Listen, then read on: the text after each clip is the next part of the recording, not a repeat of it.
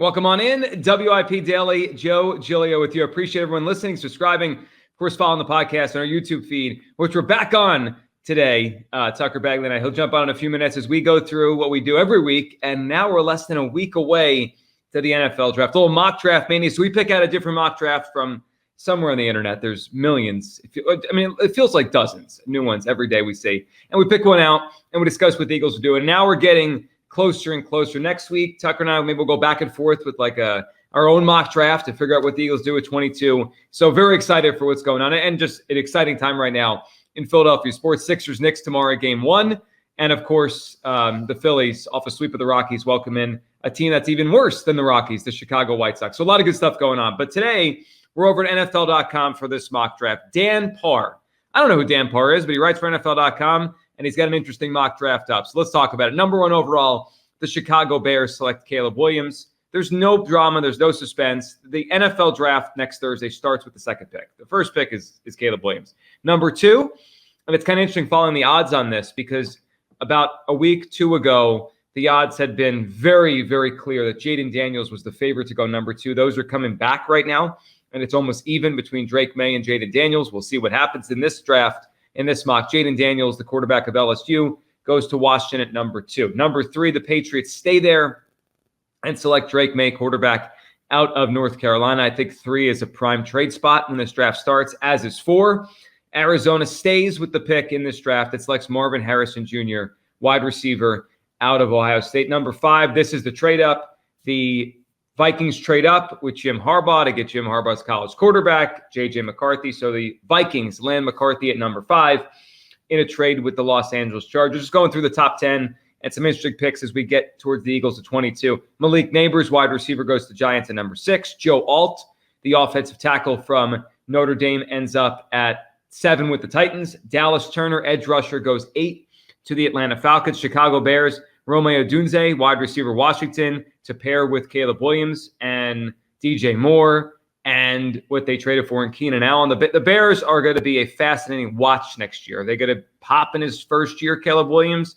Are they going to be, close to the level as Detroit and Green Bay? I don't know, but they're very interesting. And that division, if the Vikings trade up for a quarterback, whoever it is, McCarthy or May, and the Bears obviously are going to draft Caleb Williams and maybe draft a star receiver along with Jordan Love, along with what the Lions have built. That division is must watch. Number 10 in this draft, the Jets select Brock Bowers. All right, let's move down here. We got a quarterback at 13. Michael Penix sneaks into the first round with the Las Vegas Raiders. All right, as we move through this, I see some names here that we've seen mocked to the Eagles a lot. Terrion Arnold goes 15 to the Indianapolis Colts. J.C. Latham, the tackle, goes to the New Orleans Saints at 14. Quinion Mitchell goes 12 to the Denver Broncos. So all players that have been connected at some point in this process to the Philadelphia Eagles.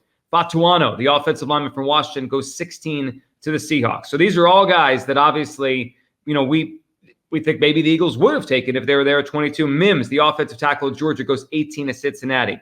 Byron Murphy, the defensive tackle, goes 19 to the Los Angeles Rams. Graham Barton, who we talked about a couple weeks ago on Mock Draft Mania, goes 20 to the Pittsburgh Steelers. All right, let's get towards the Eagles portion of the draft. At 21, the Miami Dolphins select Jared Verse, pass rusher, Florida State. That puts the Eagles on the board at number 22. And in the latest NFL.com mock draft, the Philadelphia Eagles select UCLA pass rusher Latu, who has an awesome name and a fascinating story. So this is a kid, 4 years ago, gets to the University of Washington, barely gets on the field, and then he misses 2 straight seasons because he was not medically cleared by Washington doctors because of a neck injury. He transfers to UCLA with Chip Kelly, obviously not there anymore. He's the Ohio State offensive coordinator, but Chip was there. Chip brings him in, and the guy's as good and productive as any edge rusher in college football the last 2 years. Once in a while, I'll go to the NFL.com prospect page, and they'll give you info on the player. It's height, weight. This kid's 6'5". He's got 32.5-inch arms, 259 pounds, his hand size, all that. They'll give you a grade on the player, production score, all that kind of interesting stuff to give you a glimpse of what we're talking about here. His 40 time was 4.6, all that kind of stuff. And you kind of go down his timeline. Played in 12 games of reserve, 2019, 2020, 2021. Doctors wouldn't clear him due to neck injury. And then it's not like a slow ramp up back. He goes from that to UCLA and is instantly dominant. First team all Pac-12 of 2022. Led the team in tackles for loss. 10.5 sacks, which was 8th in college football. 3 forced fumbles. Played in all 13 games. Okay? Then you go to 2023. He wins the Lombardi Award for the top college offensive lineman or defensive lineman. First team Associated Press All-American. So, he goes from being, they wouldn't clear him, they wouldn't put him on the field, to being one of the best players in college football. Pac-12 Conference Defensive Player of the Year. First team all Pac-12. The guy was dominant. Chuck Bednarik Defensive Player of the Year award. Maybe that's a sign he should be here in Philadelphia. Okay? He won the Lot Impact Award for integrity and maturity. The kid seems like he checks every single box. He led FBS with 21.5 tackles for loss. So we are now dealing with a player that comes into the NFL with some question marks because of a past injury. But what strikes me is this injury wasn't last year. This injury was years ago. He's played now multiple seasons at a high level. When I first, he came on my radar, I was like, the idea of using a high pick, a first-round pick on a player that's had missed seasons scared me. It worried me. Like, you're going to take that kind of injury risk with that kind of asset? But it's not like this injury was last year, and you're wondering, will he be cleared? No, he's played 2 seasons now of dominant football since the injury. And, I think this probably goes for any walk of life, not just football. Sometimes one doctor thinks one thing, another doctor thinks another thing. So the University of Washington obviously had a lot of reservations about putting him on the field because they didn't want this kid to ruin his life with a further neck injury. The doctors at UCLA, the trainers there, thought it'd be okay. He has come through quite fine. He has not just played, but played at a very high level. Based on his production, I think we're talking about a guy that should be a top 5 pick and might be a top 5 pick in another year if there weren't this many quarterbacks and if he didn't have the injury thing. Like, if you just take this profile of the player, his size, his production, what he did, and you just remove those 2 years where he wasn't allowed on the field, this is a top 5 pick. This is what they look like. This is the production. This is the dominance of a top 5 pick. And I look now at him into the NFL. I'm seeing mocks where, some he has as high as 8 to the Falcons, but some in the teens, some at around 19 or 20 or 21. And obviously this one to the Eagles at 22.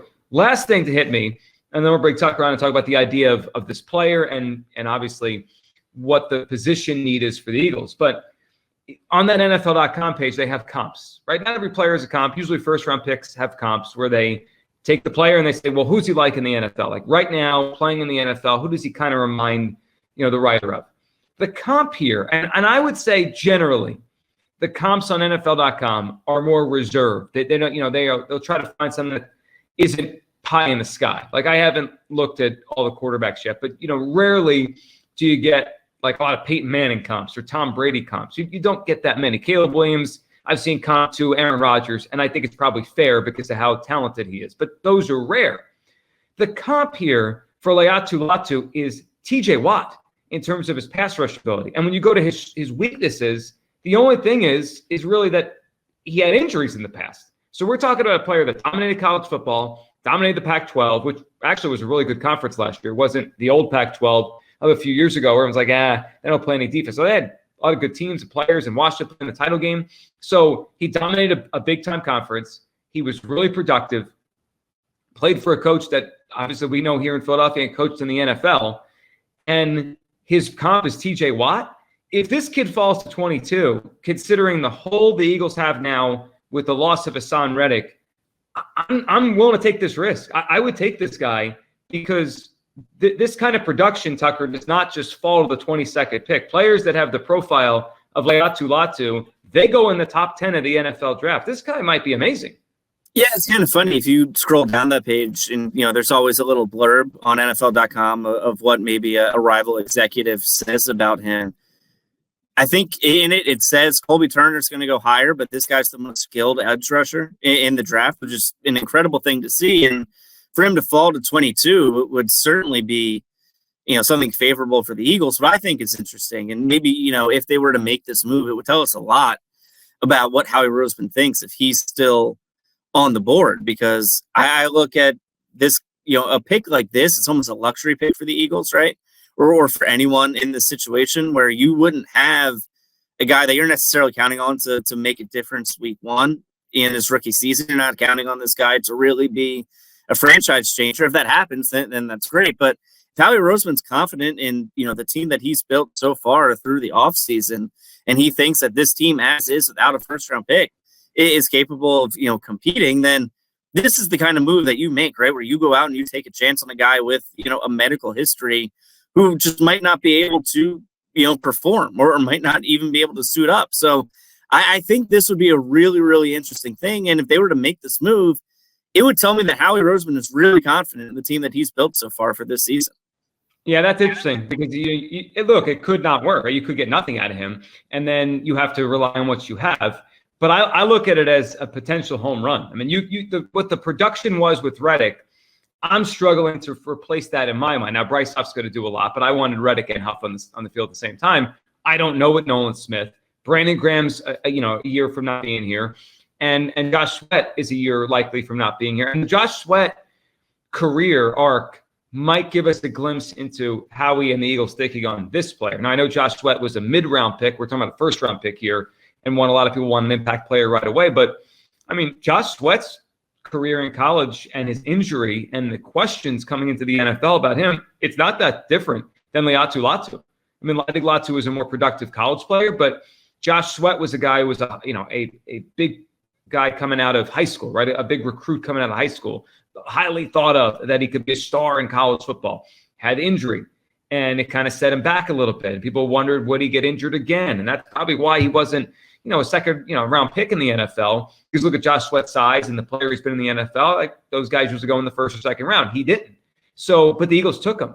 And they got, eventually they moved him from, project or a guy we're working back at the pace his body responds to starter and one of the better players on a Super Bowl team. So we do this thing where we're like, we look at impact right away. I don't know if Howie Roseman and the Eagles do that. And I think they shouldn't. And I said the other day on one of our episodes, they shouldn't draft for need. I mean, if you're doing that, you run into trouble. Now, Latu kind of fills a need because they need another pass rusher in here, and it's a long-term thing. Here's the way I view him. If he's there on the board at 22, it's a lottery ticket that I can't not hold on to. I can't not take and hope it cashes because this is the profile of player that becomes, $100 million player in the NFL that has, an 18-sack season down the line. This is what they look like coming out of the NFL draft. He has the size. He has the production. He's done it at a high level at a big program against other big-time offenses. I mean, when you have to go play Washington and USC with Caleb Williams, I mean, he faced last year two guys that will probably go in the top round of the draft. The first pick in this draft, Penix going 13. He's facing those guys. He's rushing them. So he's not facing, Big Ten quarterbacks, which maybe like one or two of once in a while could play, like C.J. Stroud. He's facing real offenses that throw it all over the place, and he's getting a lot of production. I think he's fascinating. If I could throw out one red flag, though, and this has nothing to do with the injury situation, he did mention at one point that he wanted to be a firefighter. And the last time the Eagles took a player around this part of the draft that had some aspirations of being a firefighter, his name was Danny Watkins. Nothing against firefighters. They're awesome. Just the idea that there's a weird omen there with the Eagles in this spot in the draft. I mean, that's not going to push me away from him, but is it in the back of my mind? Yeah, of course. Anytime there's a failure draft pick, a high pick, you wonder like anything about that could rear its ugly head again. But I like this kid, and I would take him if he's on the board at 22.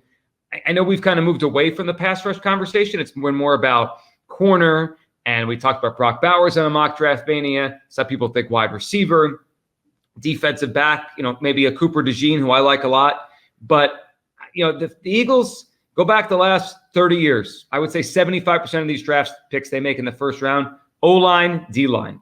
O-line, D-line. If the board breaks a certain way where the top 7 or so offensive linemen go, and maybe the Eagles don't love Cooper DeJean as much as I do. Maybe they think there's a gap between Mitchell and Arnold and then DeJean and whatever's after him, and they're in that kind of in-between. It might shock some people. It's not going to shock me if they draft, I don't know, a defensive tackle for the third straight year, or they get an edge rusher, because when in doubt, the Eagles go after these kind of guys, and it's led to great trench play for 2 decades now. I mean, that's how they build it, and I think Latu is a fascinating player that really probably is too good to be on the board this late in the draft. If he's there, I'm taking. Appreciate everyone listening, subscribing, following WIP Daily. Less than a week away from the draft. We'll talk soon.